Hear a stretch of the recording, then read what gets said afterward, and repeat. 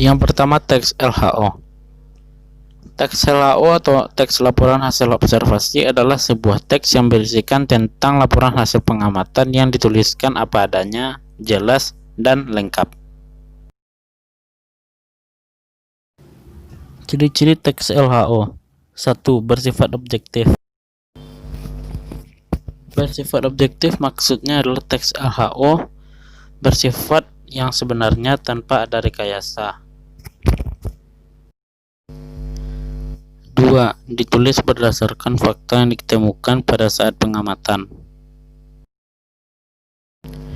3. Tidak mengandung hal-hal yang bersifat menyimpang, seperti duga-dugaan yang tidak tepat dan pemihakan terhadap sesuatu. 4. Ditulis secara lengkap. Jadi teks LHO ditulis secara lengkap. Prinsip teks LHO. 1. Lengkap. Teks LHO ditulis secara lengkap. 2. Jelas. Teks LHO ditulis secara jelas. 3. Benar. 4. Sistematis atau berurutan. Teks LHO ditulis secara berurutan. 5. Objektif atau sesuai dengan keadaan yang sebenarnya. 6. Tepat waktu.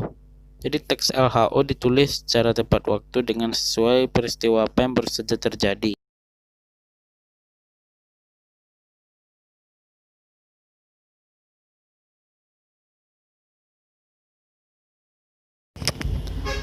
Prinsip teks LHO dan ciri-ciri teks LHO merupakan dua hal berbeda. Ciri itu adalah tanda khas. Ciri khas yang membedakan teks LHO dengan teks lainnya. Sedangkan prinsip itu adalah bahasa sederhana, standar, atau tolak ukur ketika kita menilai atau melihat sebuah teks LHO.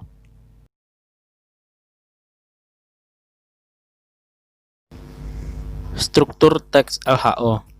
1. Deskripsi umum atau klasifikasi adalah pembuka atau pengantar yang berisi pengertian mengenai sesuatu yang dibahas, bisa juga latar belakang yang akan dibahas. 2. Deskripsi bagian, penjelasan detail mengenai objek atau bagian-bagiannya. Deskripsi bagian yang baik mengikuti urutan dalam pengklasifikasian. 3. Deskripsi manfaat, menunjukkan bahwa setiap objek yang diamati memiliki manfaat atau fungsi dalam kehidupan. Kaidah kebahasaan teks LHO. 1. Kata merupakan bentuk morfem, morf bebas, yaitu satuan kata terkecil yang bersifat bebas. 2. Frasa, yaitu kelompok kata yang non-predikatif, hanya menduduki satu kata fungsi dalam sebuah kalimat. Non-predikatif di sini bermaksud tidak memiliki fungsi, dan tidak memiliki fungsi sebagai SO dan PK dan lain-lain. Contohnya, para wali songo. 3. Fiksasi, merupakan satu kata dasar dapat berubah menjadi verba jika diberi imbuhan awalan man, awalan ber, awalan di, terkadang awalan ter, awalan ke, dan akhiran an.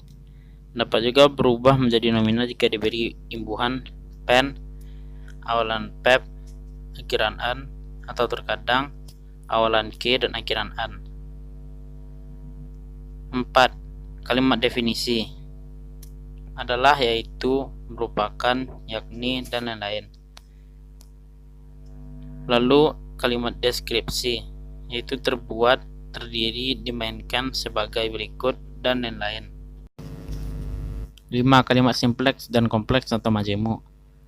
Kalimat simpleks atau tunggal, yaitu kalimat yang hanya memiliki satu klausa. Contohnya, saya bermain sepak bola.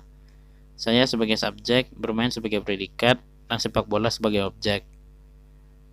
2. Kompleks, memiliki dua atau lebih klausa. Contohnya, ibu bermasak di dapur sedangkan ayah membaca koran di teras. Ada konjungsinya. 6. Menggunakan sinonim atau antonim dan antonim. Sinonim adalah persamaan makna kata, antonim adalah kata yang berlawanan makna. 7. Menggunakan data, yaitu didukung dengan penggunaan tabel, grafik, dan bagan. Nasalisasi adalah pembunyian berubah dengan kata SP dan biasanya meluluhkan imbuhan.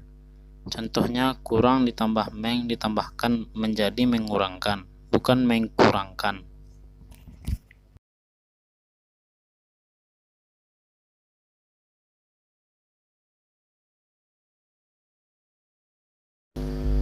Teks eksposisi. Teks eksposisi adalah sebuah teks yang berisi informasi dan pengetahuan yang dimuat secara singkat dan padat. Struktur teks eksposisi. 1.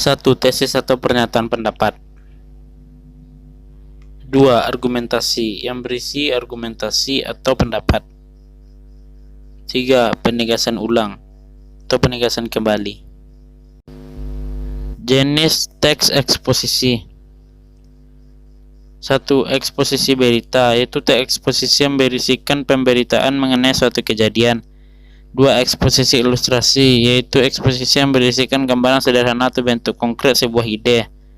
Contoh dapat diilustrasikan seperti. 3. Eksposisi proses, yaitu eksposisi yang berisi petunjuk pembuatan, petunjuk penggunaan, atau cara-cara tertentu. 4. Eksposisi perbandingan, yaitu eksposisi yang berisi ide penulis yang mencoba menerangkan ide dalam kalimat utama dengan cara membandingkannya dengan hal lain.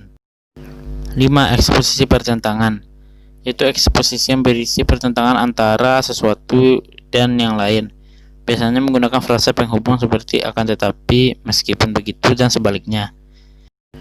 6. Eksposisi definisi, yaitu eksposisi yang berisi batasan pengertian sesuatu dengan memfokuskan karakteristik sesuatu itu. 7. Eksposisi analisis, yaitu eksposisi yang berisi proses memisah-misahkan sesuatu masalah dari suatu gagasan utama menjadi beberapa subbagian, kemudian dikembangkan secara berurutan. 8. Eksposisi klasifikasi, yaitu eksposisi yang berisi pengelompokan ke dalam kategori-kategori.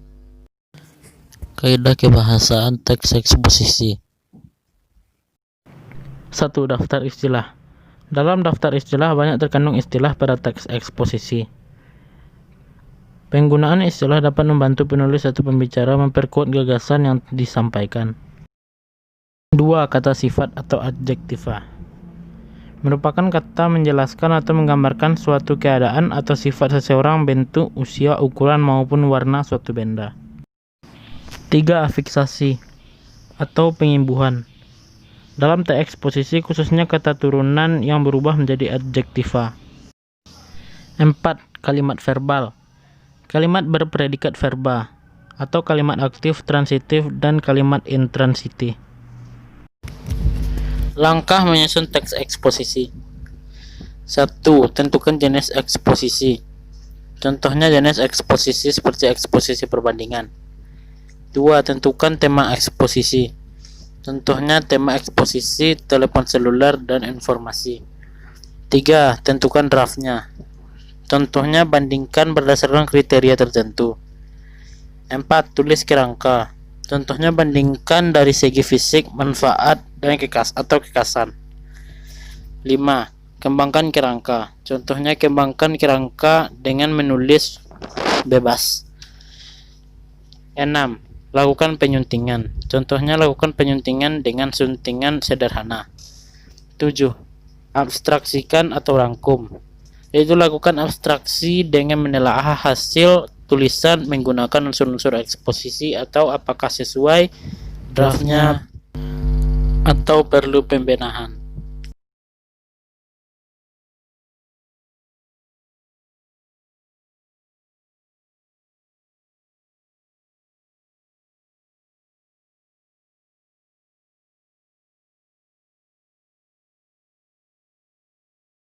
Anekdot. Anekdot adalah cerita singkat yang di dalamnya mengandung unsur lucu dan memiliki maksud untuk mengkritik. Struktur teks anekdot. 1. Abstrak. Abstrak bagian awal yang memberi gambaran tentang isi teks biasanya. Bagian ini menunjukkan hal unik yang ada di dalam teks. 2. Orientasi, yaitu bagian yang menunjukkan awal kejadian peristiwa yang terjadi dan diungkapkan secara detail. 3. Krisis, yaitu bagian yang menjadi hal atau masalah yang unik atau tidak biasa terjadi. 4. Reaksi, yaitu bagian tentang cara penulis atau orang ditulis menyelesaikan masalah yang timbul pada bagian krisis tadi. 5. Koda, yaitu bagian akhir cerita. Bisa juga dengan memberikan simpulan tentang kejadian yang dialami penulis atau orang yang ditulis. Unsur kebahasaan teks anekdot. 1. Kalimat yang menyatakan peristiwa masa lalu. 2. Kalimat tanya retoris. Kalimat tanya retoris adalah kalimat tanya yang tidak memerlukan jawaban atau tanggapan langsung. Kalimat tanya retoris biasanya digunakan dalam pidato, khutbah, atau orasi. Contohnya, apakah nasib kita akan berubah tanpa adanya usaha? 3. Konjungsi atau hubungan waktu. Konjungsi atau hubungan waktu adalah kata hubung dalam teks anekdot,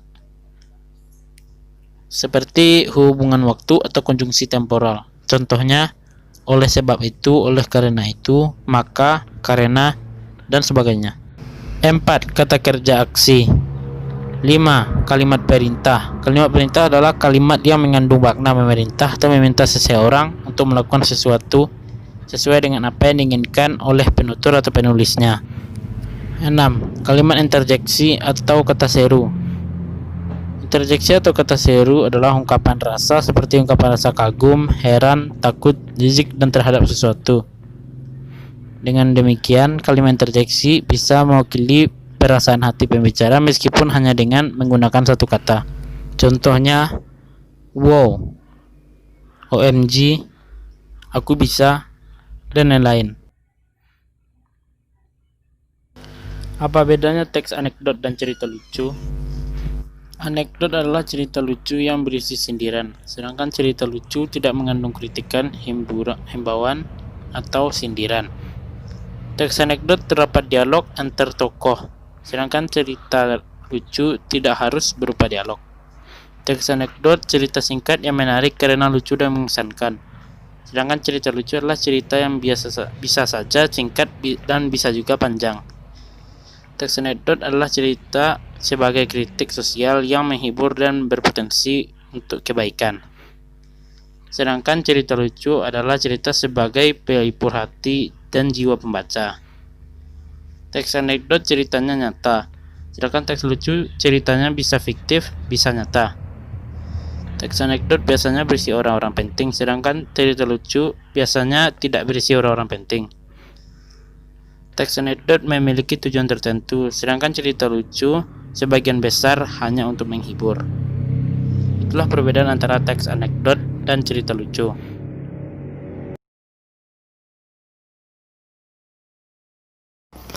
Hikayat. Hikayat adalah cerita Melayu klasik yang menonjolkan unsur penceritaan, berisi kemustahilan, kesaktian tokoh, serta bersifat istana sentris. Karakteristik hikayat.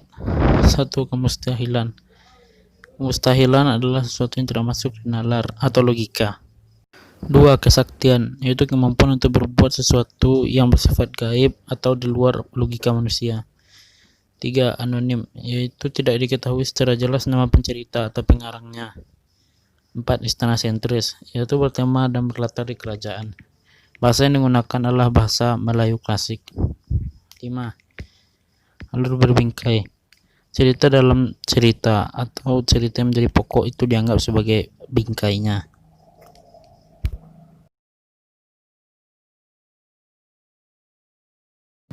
Nilai-nilai dalam hikayat. 1. Nilai agama. 2. Nilai budaya. 3. Nilai edukasi. 4. Nilai estetika. 5. Nilai moral. 6. Nilai sosial. Karakteristik bahasa hikayat. 1. Menggunakan bahasa Melayu klasik. 2. Menggunakan kata-kata terkait. 3. Menggunakan konjungsi hampir pada awal setiap kalimat. Alur teks hikayat. 1. Alur maju, yaitu alur yang menceritakan dari awal sampai akhir. 2. Alur berbingkai, yaitu alur yang dimana ada cerita dalam cerita utama. Penggunaan bahasa dalam cerpen dan hikayat. 1. Majas. 2. Menggunakan konjungsi urutan waktu dan urutan kejadian. Buku pengayaan.